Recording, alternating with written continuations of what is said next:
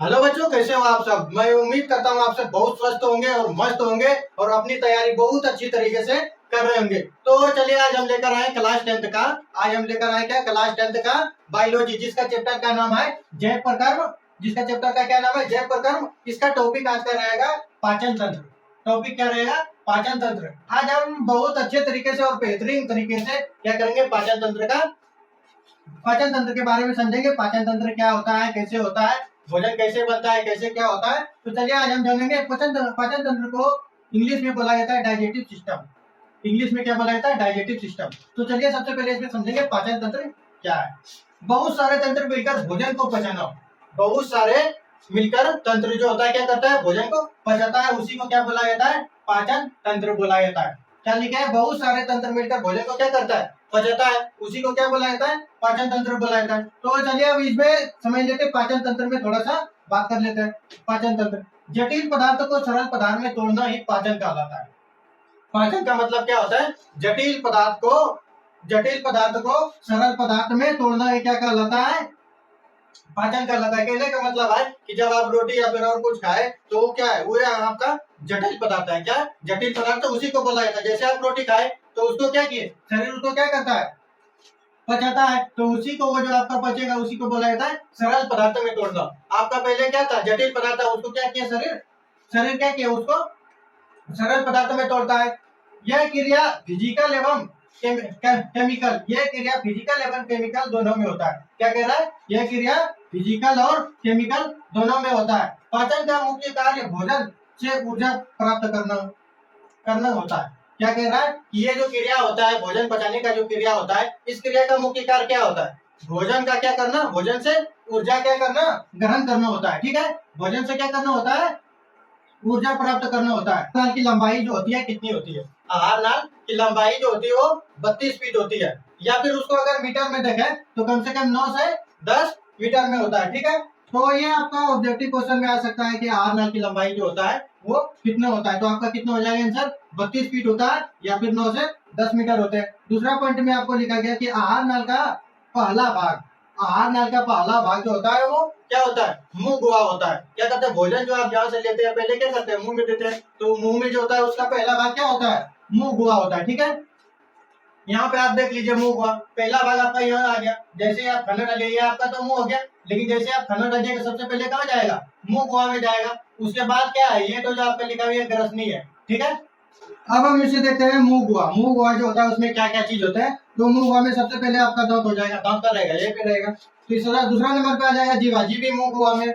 और तीसरा नंबर पे आ जाएगा आपका 3 जोड़ी लार ग्रंथि। इसमें क्या होता है, 3 जोड़ी लार ग्रंथि होते हैं, यानी कि आपके मुंह में जो होता है लार, उसी को क्या बोला जाता है, लार ग्रंथि। तो चलिए इसमें देख लेते हैं कौन कौन सा होता है। एक होता है पैरोडिट, एक होता है पैरोडिट, और दूसरा होता है सब लिगुअल होता है। और तीसरा नंबर पे आपका आ जाएगा सब मेडिकुलर। मनुष्य में 1.5 लीटर लार प्रतिदिन बनता है। क्या कह रहा है, मनुष्य में 1.5 लीटर क्या होता है, लार जो होता है वो 1.5 लीटर प्रतिदिन, यानी कि एक दिन में कितना बनता है, 1.5 लीटर लार बनता है। तो चलिए आप पहले समझते हैं कि लार आखिर करते किसको है।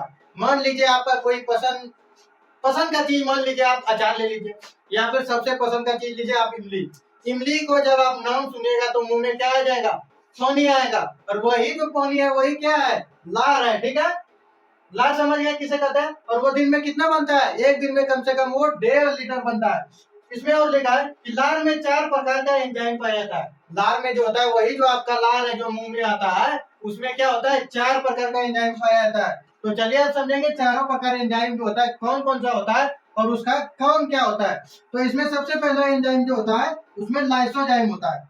लाइसोजाइम, आपका जो लार है उसमें क्या पाया जाता है, सबसे पहले लाइसोजाइम। और लाइसोजाइम का कार्य क्या है, कीटाणु जीवाणु को नष्ट करना।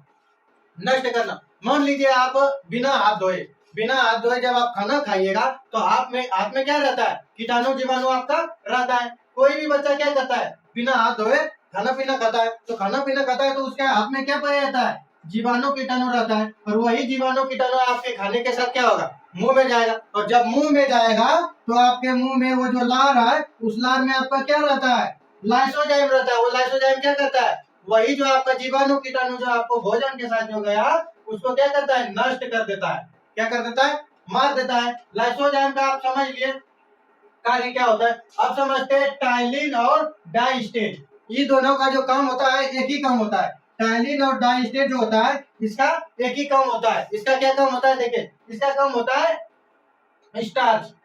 स्टार्च किसको कहते हैं मालूम है? स्टार्च चलिए समझ लेते हैं पहले किसको कहते हैं। स्टार्च जब आप देखिएगा घर में चन्नी के द्वारा, किसके द्वारा, चन्नी के द्वारा जब आप आटा को चालिएगा तो उसके ऊपर में क्या होगा, कुछ भूसा जैसा निकलेगा, उसी को बोला जाता है क्या, स्टार्च।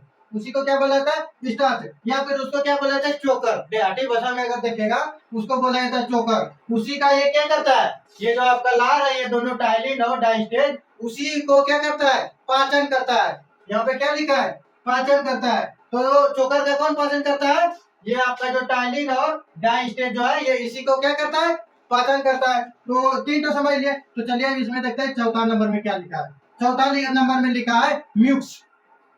म्यूक्स क्या है, म्यूक्स भी एक एंजाइम है जो कि कहाँ पाया जाता है, लार में पाया जाता है। म्यूक्स का क्या काम है, भोजन को चिपचिपा बनाना, भोजन को चिपचिपा बनना। इसका कहने का मतलब है जब आप रोटी खाइएगा तो रोटी क्या होता है, बाहर में आपका क्या रहता है, चिपचिपा रहता है, नहीं रहता है। जब इसको खाइएगा और जैसे ही उसको आप मान लीजिए मुंह से निकालिएगा तो देखिएगा वो क्या रहता है, चिपचिपा बना हुआ रहता है, लट्ठा जैसा बना हुआ रहता है, उसमें लट्ठापन आ जाता है। अगर ये चिपचिपा अगर आपके भोजन में नहीं बनेगा तो क्या होगा, जैसे ही खाइएगा तो आपको कंठे में रह जाएगा, नहीं रहेगा, रह जाएगा। तो यही ये म्यूक्स जो होता है उसको क्या करता है, भोजन को चिपचिपा बनाता है ताकि आपके अंदर तक आसानी से भोजन चला जाए। ठीक है, तो चलिए डायग्राम में देख लेते हैं अब इसमें कहा क्या है। तो डायग्राम देखते हैं। सबसे पहले डायग्राम में ये मुंह हुआ है, ये जो आपका है क्या मुंह हुआ है, ये आपका क्या है, ये तो मुंह है। ठीक है, और इसमें आपको इधर जैसे ही मुंह के थोड़ा सा आप इधर ही जगह जाइएगा तो इसी जगह इसको क्या बोला जाता है, ग्रसनी बोला जाता है। और उसके नीचे यहाँ पे जो नली रहता है इसको बोला जाता है ग्रासिका।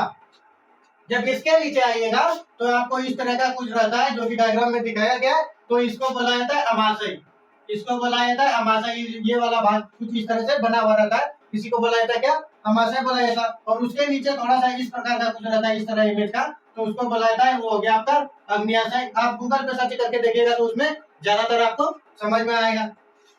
और इसमें यहाँ पे आप देख लीजिए छोटी और बड़ी हाथ किधर है। ये जो आपका है इसमें इसके अंदर जो आपकी घर के अंदर जो दिख रहा है ये आपका है छोटी आंख।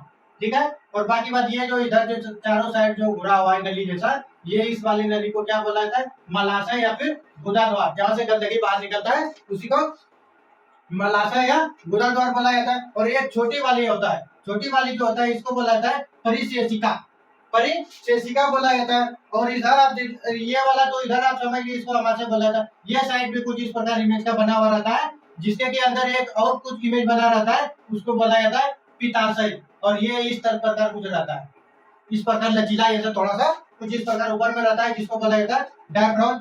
डायफ्राम क्या बोला जाता है, डायफ्राम बोला जाता है। तो इस चैप्टर में हम डायग्राम को भी बहुत अच्छी से समझ लिए कि कहाँ पर क्या रहता है, समझ लिए। और बाकी बात ये पाचन तंत्र का आपको बहुत अच्छी तरीके से समझा दिया। ठीक है, तो ये एक बार आप कीजिएगा कि गूगल पे जाके आप अपने से बहुत अच्छी तरीके से इमेज को देखिएगा, ताकि यहाँ से आपको ज्यादा आसानी समझ में वहाँ पे होगा। क्या कि इसमें आपको उतना तरीके से समझ में नहीं आएगा कि डायग्राम कैसा कैसा है। ठीक है, तो गूगल पे जाइएगा, सर्च कीजिएगा और बहुत अच्छे तरीके से वहां से आपको समझ में आ जाएगा। और आप बेसिकली ये कीजिएगा कि ये जो आपको लार जो होता है, लार में जो आपको पाया जाता है एंजाइम, ये 4 एंजाइम है, इसको बहुत अच्छी तरीके से याद कीजिएगा, ताकि ये आपको ऑब्जेक्टिव क्वेश्चन में पूछा जाता है। ठीक है, तो और इसका कार्य भी बहुत अच्छी तरीके से समझा दिए। तो चलिए नेक्स्ट टॉपिक देखते हैं क्या है।